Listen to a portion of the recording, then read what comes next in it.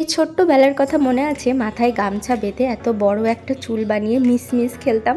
আর দেওয়ালগুলো হতো আমাদের স্টুডেন্ট। অনেক খেলেছি। তো বেশ ছোটোবেলাটা ফিরে পেলে কি ভালো হতো, তাই না? তো ছাড়ো সেই সব কথা ভেবে কোনো লাভ নেই। আজকে আমি রেডি হয়ে যাচ্ছি, কারণ আজকে ছিল আমার একটা শ্যুট। আজকে কারণ এই ব্লগটা পোস্ট করতে করতে আমার 8 তারিখ হয়ে যাবে।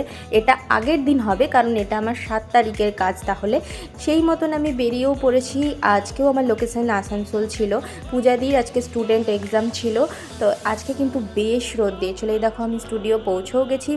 পৌঁছেই আমাকে বসিয়ে দেওয়া হয়েছে ক্রিম্পিং হয়ে গেছিলো। এখানে মেকআপ আর্টিস্ট আমার লুক করছিল। এই যে কলকাটা দেখো কি সুন্দর। আজকে ফুল অ্যান্ড ফাইনাল লুকটা অবশ্যই দেখে জানিও কেমন লেগেছে। আমার তো খুব ভালো লেগেছে। স্টুডেন্ট হিসাবেও এত সুন্দর কাজ করেছে যে কি বলবো।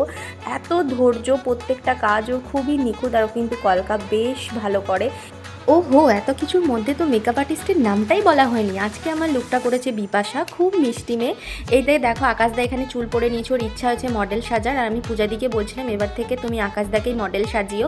তো চলো, অনেক হাসি ঠাট্টা করে বেরিয়েছি। কিন্তু আজকের বিকালের দিনটা ছিল খুবই বীভৎস একটা দিন। প্রচণ্ড মেঘ ডাকছিল আর বৃষ্টি পড়ছিল। কোনো রকম করে অটো থেকে নেমে আমি গ্রিন লাইনের বাসটা পেয়ে গেছিলাম। থ্যাংক গড যে আমি সেফলি বাড়ি আসতে পেরেছি। এই যে আমার বেস্টি না থাকলে আমার এই প্রবলেমটাই হয়।